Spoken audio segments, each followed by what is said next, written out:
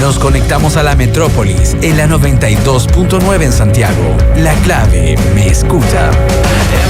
1:31. Seguimos en Metrópolis en Radio La Clave, transmisión conjunta con el CDO y nuestra multiplataforma, nuestra página web www.radiolaclave.cl y nuestras redes sociales, Facebook Radio La Clave, nuestro canal de YouTube Radio La Clave, nuestro canal de Twitch, nuestro canal de X y nuestro canal de Blue Sky Radio La Clave. Lacture HMB te ofrece la oportunidad de que cada día sea una nueva oportunidad para seguir disfrutando de lo que amas. Su fórmula con calcio HMB y sin lactosa te ayudarán a recuperar y mantener tu masa muscular. Combina 4 medidas de Lacture HMB con 200 mililitros de agua y listo. Consúmelo diariamente y sigue sintiéndote fuerte. Con Lacture HMB sin lactosa, sigue disfrutando lo mejor de la vida y sin preocupaciones. Lacture HMB, el suplemento alimenticio que te ayuda a la recuperación muscular. Después de hacer deporte, tomen Lacture HMB. Su cuerpo se lo va a agradecer. Micasino.com, la mejor casa de entretenimiento online de Latinoamérica. Además, la más segura. Deporte, entretención y todo el fútbol del mundo son parte de esta experiencia fascinante que puedes vivir junto a nosotros. Si no te has registrado, te invitamos a que lo hagas y además ingreses el código clave además de tus datos. ¿Y sabes por qué? Porque ingresando el código clave micasino.com te va a igualar ese primer depósito con un tope de 150,000 pesos. A partir de aquello, Rodrigo, arranca tu aventura. Micasino.com, la mejor casa de entretenimiento online de Latinoamérica, la más segura de Latinoamérica. ¿Por qué la más segura? Porque tu plata siempre está disponible para jugar, para pasarlo bien, para ganar, para cobrar y para retirar. Cuando quieras la plata en tu cuenta corriente, Micasino.com es la más segura. Acuérdate de inscribirte con el código clave. Si no te gustan los deportes, en Micasino.com hay una serie de juegos para pasarlo bien, relajarte, ganar, cobrar y retirar. Tragamonedas, casino en vivo, ruleta, blackjack, dados, caro cruz y muchos juegos más. Si te gustan los deportes, todos los deportes están en la plataforma. Rugby, boxeo, MotoGP, tenis, Fórmula 1, todos los deportes están en la plataforma Micasino.com, pero la pasión de Micasino.com es el fútbol y nos recomienda para hoy el Brasileirao Serie B. Bien, a ver. Operario enfrenta a Novo Horizontino. Gana Novo Horizontino. Novo Horizontino gana en el primer tiempo y Operario abre el marcador. Goiás enfrenta a Athletic Club. Gana Goiás. Resultado final, par. 10 luquitas a esos dos partidos con esas combinadas y nuestra formación 1.836.000 pesos. Ahí está entonces la segunda recomendación del día junto a micasino.com. Así es que tú no esperes más, juega, gana y sobre todo cobra. Así de sencillo es en micasino.com. Sí, estábamos hablando del triunfo de Universidad de Chile contra Iquique, un triunfo 3-1 que, insisto, pudo haber sido una historia distinta porque la primera llegada de Iquique había convertido y casi en la segunda llegada y media Iquique estuvo a punto de ponerse a 2-0, pero estaba offside. Un offside milimétrico, pero offside de Pino, y finalmente el gol es anulado. Requena tuvo un par de atajadas espectaculares, había sido fundamental para mantener el cero en el arco de Iquique, pero termina ganando 3-1, un partido que la U tenía la urgencia y la necesidad de sumar de a 3. ¿Por qué la urgencia y la necesidad? Porque no venía un poquito a los tumbos y porque por otro lado era el partido que iba a jugar con un equipo más alternativo. Yo creo que le va a tocar jugar en toda la temporada entre lesiones y expulsado. Entonces la U saca adelante un partido 3-1 contra un equipo que no anda bien, un equipo que no lo pasa bien, un equipo que no ha logrado seguridad defensiva, que es una de las tónicas que en general le marca a los equipos el Nano Díaz. Sigue al fondo de la tabla Iquique, y bueno, me parece a mí que es preocupante lo de Iquique, y check para la Universidad de Chile, que jugó mucho mejor que Iquique y termina ganando 3-1. Juega mejor que Iquique en un partido que efectivamente le marcó a Gustavo Álvarez la necesidad de sumar 3 puntos, y además tener bajas importantes. Prácticamente, salvo Castellón, que jugó, no tenía un jugador importante como Ormazábal. No, Charles Arangui. Por línea, Ormazábal y atrás Charles Arangui, sin lugar a dudas, porque y Calderón, que se hace importante, y arriba sin Leandro Fernández. Independientemente de aquello, creo que la U tuvo la paciencia suficiente, la tranquilidad futbolística para no desesperarse tras el 1-0 y dar el golpe preciso en el momento indicado, cuando le anulan el 2-0 a Iquique, lo revierte con el 2-1 y a partir de aquello la historia fue distinta para la U, que, me insisto, me parece que lo más destacable son los 3 puntos, por la importante cantidad de ausencias, y fundamentalmente uno, como lo marcas tú, que es la de Charles Aránguiz, que evidentemente se nota cómo hace jugar el medio campo de la U, cómo hace jugar a la U, cómo maneja los tiempos y la intensidad muchas veces que este equipo trata de imponerle al partido. Valoro que Matías Saldivia vuelve a anotar, y vuelve a anotar prácticamente siendo un número 9 entre comillas, y los dos atacantes, tanto Di Llorio como el Tuco Contreras, anotaron en esta U, en un partido donde la U necesitaba sumar 3 puntos para seguir metido en la parte alta de la tabla, pelado. Me parece que lo más importante para la U era ganar, lo cumplió, demostró tener carácter porque supo sobreponerse a una desventaja inicial. Creo que si uno analiza la jugada previa al gol, hay exceso de confianza primero de Matías Saldivia en la marca al Chacho Ramos, y yo creo que Castellón también comete error. Castellón pensó que la pelota se iba afuera y como que la deja pasar. Pero creo que además supo aprovechar los momentos de haber podido quedar 2-0 abajo cuando Estefan Pino convierte y después lo anulan, y los momentos para imponer, no sé si es de un fútbol brillante, pero imponer sus términos a un equipo que es colista del torneo, a un equipo que era absolutamente ganable. La U termina demostrando que la diferencia de puntos, la estabilidad futbolística de un equipo y otro, el mejor nivel de sus individualidades.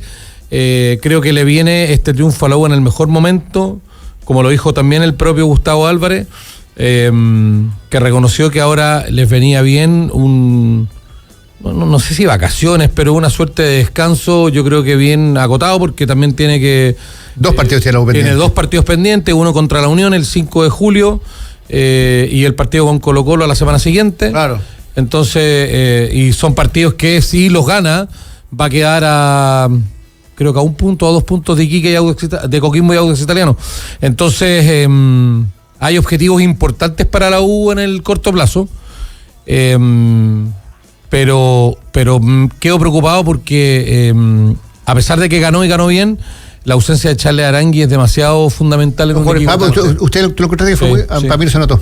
Sí. O sea, Charles Aránguiz para mí es un jugador súper clase, pero la U no pasó ni un riesgo con Iquique, o sea, insisto.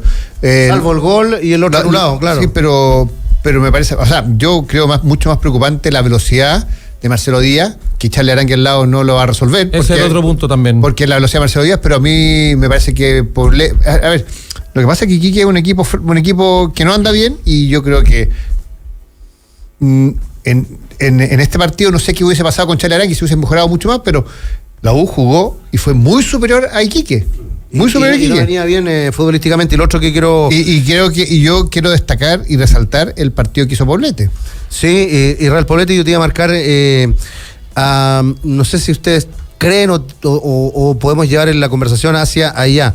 Me parece que el rol de Lucas Asadi poco a poco está comenzando. Es que está empezando a dar un poquito más de continuidad, tiene un tiro en el travesaño. Conversación con el técnico para ver, bueno, vaya a estar en las pichangas en Peñalolén o va a estar entrenando acá y preparándote para los partidos. Me parece que el jugador encontró foco y me parece que eso es bueno para él también. Cuando entra Asadi tiene que hacer la diferencia. Cuando entra Asadi, aunque sean poquitos minutos, tiene que tener la posibilidad de meterse dentro del mediocampo rival, ir a enfrentar muchas veces a los defensores, filtrar un pase o rematar como lo hizo el otro día, y creo que jugó y entró de buena forma. No sé si está hoy día para sacar a Altamirano, pero está viviendo otro presente, sí, ¿no? Sí, ya no mucho más protagonismo. Ya no es el jugador que no lo citan. Claro, que queda fuera de los convocados. Y yo siento que ahí, entre lo del técnico y la voluntad del jugador, digo...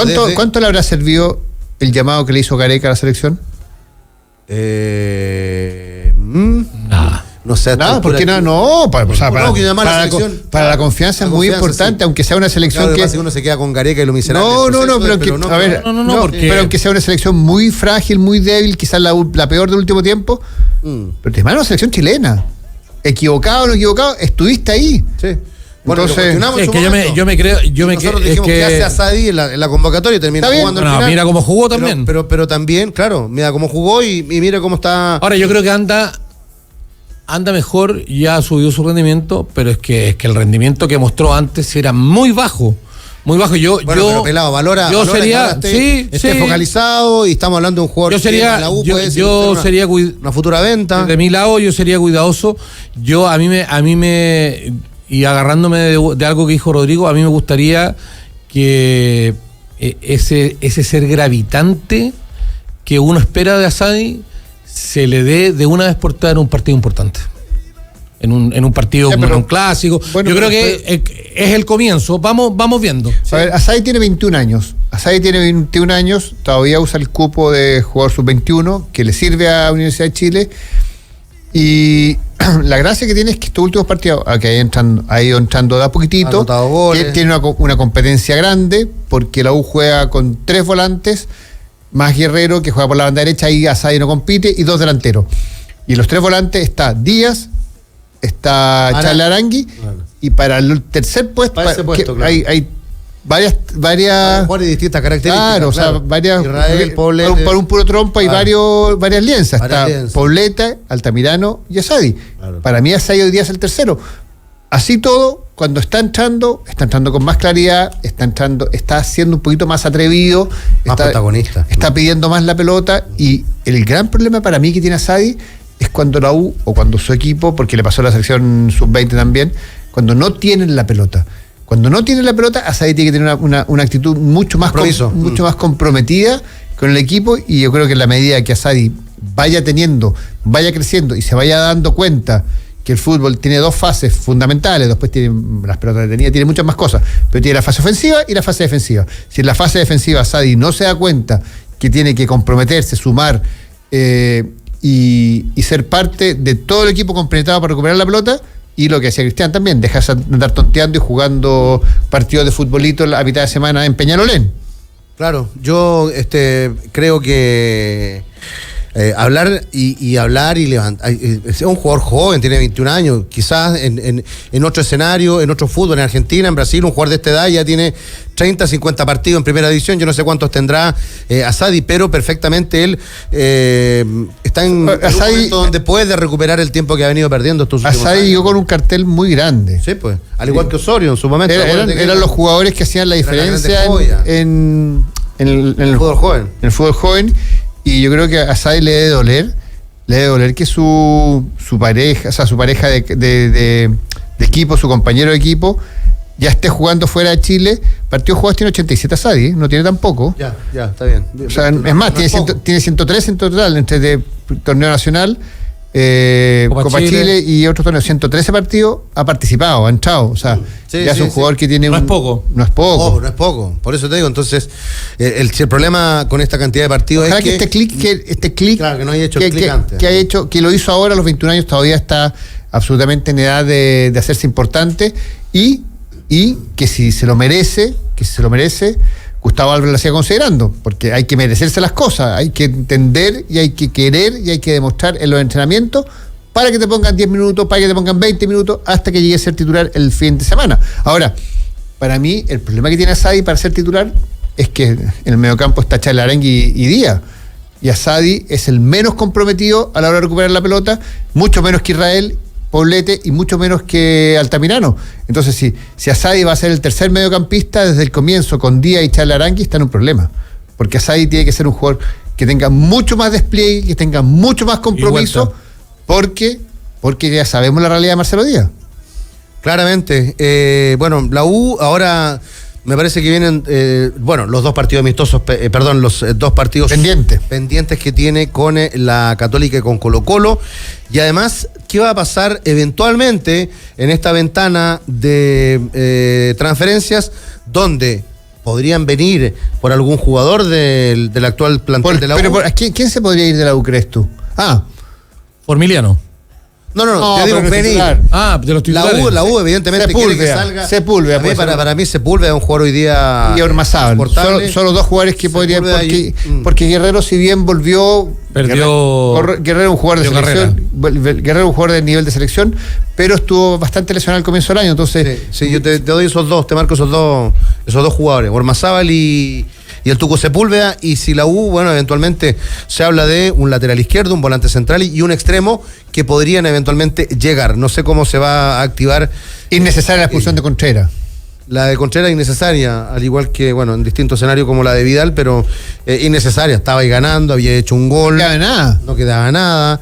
Y a la uno ya en general a los jugadores, hacerte expulsar, vas perdiendo terreno, pensando en la competitividad que tiene hoy por hoy. Y sobre todo la competencia interna que tiene la U, que es grande, que arriba, está. La delantera. O sea, Di Llorio y Contreras, aunque pueden ser muy buenos compañeros, que pueden respetarse mucho, si se recupera Fernández, va a jugar uno de los dos no van a jugar. Entonces, me parece a mí que le da un poquito de terreno al jugador que no tiene indisciplina, y en ese sentido me parece a mí que innecesario lo de Contreras. ¿Qué otro partido hubo el sábado, Cristian? Para que a la vuelta, después de la pausa, vamos a analizar Colo-Colo, porque después de este... Bueno, está la situación compleja del día sábado, hablando, ¿no? Del partido de la Unión con Coquimbo. No, lo de la Unión con Coquimbo. Perdón. Que se jugó el sábado también. Sí. La Unión, la verdad que... Uy. Yo pensé que con Miguel Ramírez podían tener... A ver, es poco tiempo el que lleva trabajando Miguel Ramírez. Yo pensé que iban a tener un cambio en la intensidad, un cambio en la forma, y tienen menos la pelota que antes ahora. Porque con el Coto Sierra, por momentos, por pasajes, tenían la pelota, tenían posesión, sí. Y ahora tengo la sensación que perdieron la tenencia y tampoco han ganado en intensidad. Entonces está en un momento muy difícil la Unión, muy poco claro su fútbol, y tengo alguna información desde adentro que el problema no sería con Miguel Ramírez, sino que la llegada de este nuevo cuerpo técnico, claro, con el Nano Torres. El Nano Torres no ha tenido un buen acercamiento con los jugadores, y eso siempre es complejo. Cuando tú tienes un preparador físico que no tiene cercanía, que llega con una impronta distinta. Yo entiendo que hay preparadores físicos que son pesados, que son exigentes, y que un poquito el rol de ellos. El rol del preparador físico no siempre es ser buena persona, no siempre. El rol del preparador físico es exigirle más a los jugadores, pero las formas son fundamentales. Y internamente me dijeron que no Miguel Ramírez, pero que el policía malo, que es el Nano Torres, no ha tenido una buena recepción dentro del equipo. Yo solamente como un dato, le pasó también a Miguel en Iquique con el anterior PF, que fue Marcelo Yarzún, que ahora volvió con... No, pero después le pasó con el preparador físico, que fue el histórico preparador físico Mario Sala, que fue con el que partió la temporada este año. Alegría. Osvaldo Alegría. Sí, Alegría. Duró súper poco. A mí me... No sé, yo siento que, y tomo como referencia el partido del fin de semana, yo siento que esta Unión juega peor que la del Coto Sierra. Es cierto que Miguel Ramírez lleva poco tiempo, pero es que esto al final es resultado. Ha dirigido 3 partidos, los 3 partidos los ha perdido.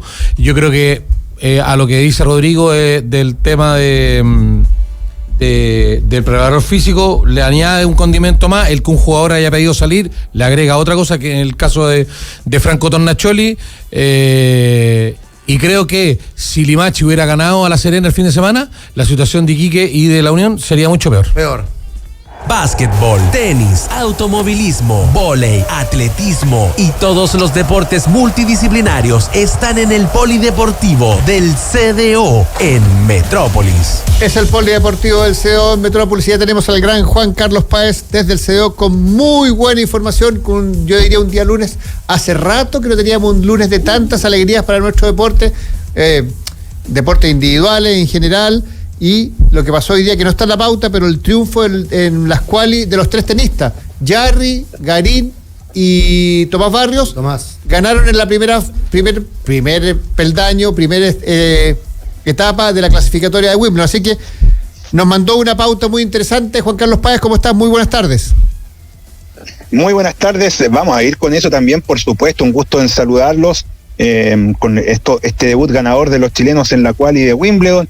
Noticias internacionales, buena pauta, hubo que dejar algunos temitas fuera incluso. La NBA, por ejemplo, está fuera.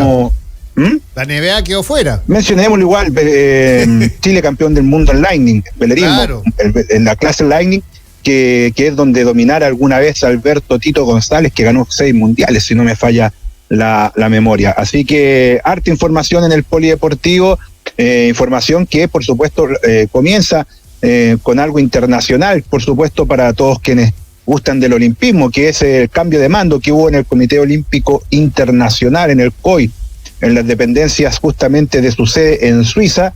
Asumió la nueva presidenta de esta entidad, que es la zimbabuense Kirsty Coventry, de 41 años, de hecho la presidenta más joven desde el fundador, desde el varón Pierre de Coubertin, que viene a reemplazar al alemán Thomas Bach, quien le entregó el mando. Ahora, digámoslo, Kirsty Coventry es continuismo de lo que fue la presidencia de Thomas Bach en sus años que estuvo ahí al mando del COI.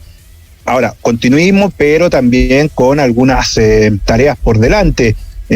Coventry, que entre otras cosas en sus discursos ha hablado mucho de la unidad, ha hablado de la modernización, un proceso que ya inició justamente con la presidencia de Thomas Bach, primero con la Agenda Tokio 2020, después la Agenda Tokio 2020+5, que eran los mapas a seguir, los lineamientos en la modernización del Comité Olímpico Internacional, la universalidad. Se espera mucho que se amplíe esta universalidad de la presencia, de la voz de los distintos países, al ser una presidenta zimbabuense, que de hecho recordó, hoy decía, me acuerdo cuando fui representante de los atletas ante el Comité Olímpico Internacional, estábamos sentados al fondo y recuerdo cuando Thomas Bach decía, quiero ver a todos, incluso a quienes estén allá atrás, quiero escucharlos hablar, quiero que sean partícipes, y le marcó mucho eso. Una tarea por delante que hace rato tiene el Comité Olímpico Internacional es la cercanía con la juventud. Por eso es que por ahí sumó algunos deportes llamados urbanos en su momento al programa de los Juegos Olímpicos, y que está muy metido también con el tema de los eSports. Y por último también, y no menos importante, la sustentabilidad en el COI e incluso en los Juegos Olímpicos. Así que el mandato comienza hoy entonces de Kirsty Coventry, presidenta del Comité Olímpico Internacional. Así es, estaremos haciendo un seguimiento de las nuevas propuestas, pero como bien dices tú, es continuismo, así que no deberíamos tener muchas novedades. Vamos al deporte porque Martín Vidaurre nos dio una alegría. Tremendo lo de Martín Vidaurre, que ganó la etapa de la Copa del Mundo de Val di Sole en Italia. Me gusta hacer, eso sí, la distinción, y no es un tema de ser chaquetero, sino que de precisión. Las Copas del Mundo no son los mundiales, a veces se tiende a confundir.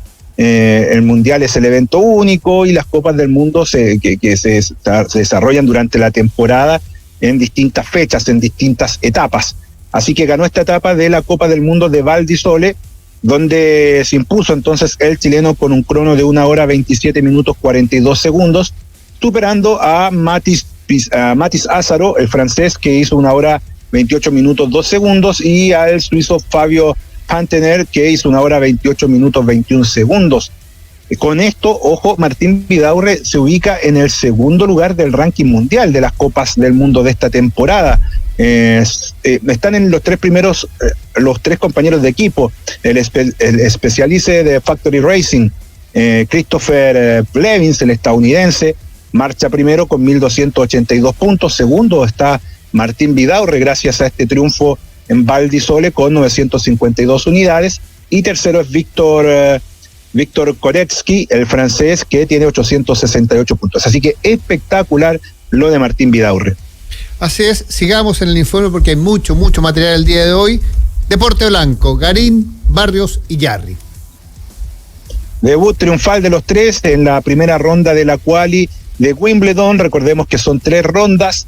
Empecemos por Garín, que le ganó al italiano Francesco Maestrelli por un 6-3, 6-4. Vamos a jugar el miércoles nuevamente con Hadi Habib del Líbano, y que es actualmente 169 del mundo. En tanto, Marcelo Tomás Barrios le ganó 6-0 y 6-2 al británico James Story. Juega el miércoles también con el portugués Enrique Roma, que le ganó al boliviano Delien. Es el portugués Enrique Rocha, 158 del mundo. Y Nicolás Jarry va a estar jugando con Pavel Kotov, el ruso. Le ganó al ruso Pavel Kotov, le ganó en esta primera ronda de la quali 7-6, con 5 en el tiebreak y 6-1. Próximo rival, Josef Kovalik de Eslovaquia, que es actualmente 381 del orbe, así que buen triunfo de los chilenos en la primera ronda de la quali. Y me parece recordar que estuve viendo el cuadro y no se toparían en ninguna instancia en su camino al cuadro principal de Wimbledon. Buena noticia y ojalá que tengamos 3 jugadores en el cuadro principal de Wimbledon. Martina Bail batió el récord de Chile, bajó los 50 segundos y salió tercera. Claro que sí, recordemos que ella participó en la fecha de la Diamond League en Francia, en París, donde corrió los 400 metros femeninos y se quedó con una medalla, la primera medalla para Chile en una Diamond League. Tremendo entonces lo de Martina Bail desde ese aspecto primero, porque hay otros aspectos a considerar. Así que se queda con el tercer lugar, donde el oro fue para Marilady Paulino, la dominicana, que corrió en 48,81 segundos.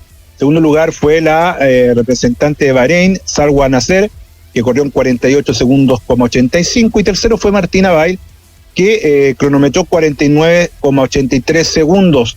Señalar que quienes la superaron fueron las oro y plata de París 2024. Marilady Paulino, que ganó en esta etapa francesa, fue oro y récord olímpico en París 2024, mientras que Salwa Nasser fue plata también en los Juegos Olímpicos.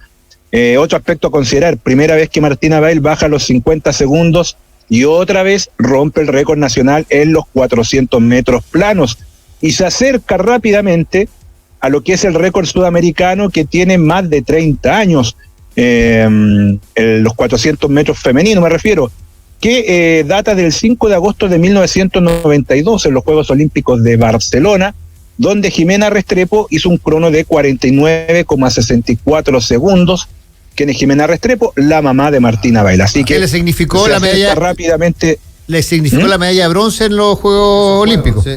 Claro, y la primera medalla olímpica de Colombia.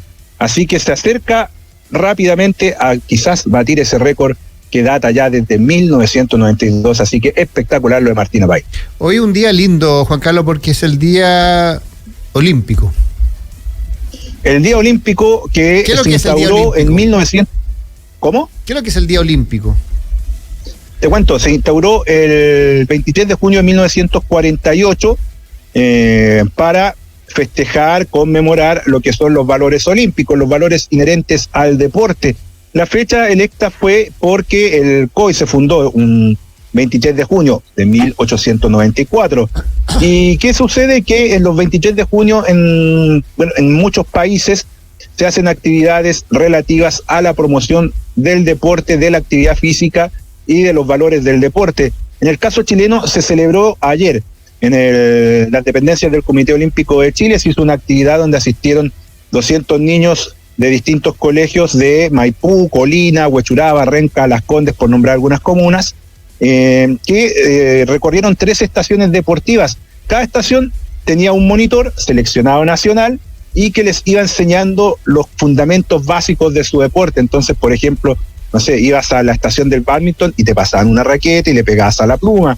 Ibas a, no sé, a la del balonmano y te pasaban la pelota y te enseñaban a lanzar. Ibas a la del básquetbol, tenías un mini aro, y así con los distintos deportes. Fueron 3 estaciones donde los niños pudieron conocer acerca del atletismo, del bádminton, del balonmano, del básquetbol, de la gimnasia, el golf, el hockey, el judo, el karate, la lucha, la halterofilia, el rugby y el voleibol. Y cerremos, ¿te parece un poquitito? Porque ayer se cerró la temporada de la NBA. Se cerró la temporada de la NBA y bueno, yo creo que se dio un poco lo que todos esperaban, ¿no? Sí, pero lo que pasa es que el último partido lo había ganado Indiana Pacers y lamentablemente tuvo una lesión importante, un golpe duro al comienzo del partido del equipo de Indiana. Sí, efectivamente. Yo había visto, bueno, el partido ayer no lo vi en detalles, por eso prefiero no meterme, tuvo un aspecto personal ahí, pero para mí era lo que esperaban. Me gustó finalmente en la sumatoria, la final. Hubo partidos que encontré muy malos, debo reconocer, que fueron una lata, que es un aspecto que yo vengo criticando a la NBA hace rato, pero finalmente se dio en cierta forma la lógica. Sí, se dio la lógica porque Oklahoma había sido el equipo que había salido primero en su serie, que había ganado en las distintas llaves de los playoffs con alguna comodidad, pero llegaron al 7º partido con un Indianápolis que se hizo fuerte de local, pero finalmente Oklahoma por primera vez en la historia sale campeón. De hecho, efectivamente, porque para muchos, bueno, no recuerdo en qué año fue, pero hace un par de temporadas Oklahoma City tuvo buenos equipos que llegaron a instancias decisivas, pero que no pudieron levantar la corona. Así que rompen la historia, finalmente levantan su primer anillo ahí de la NBA, se colocan el anillo de la NBA.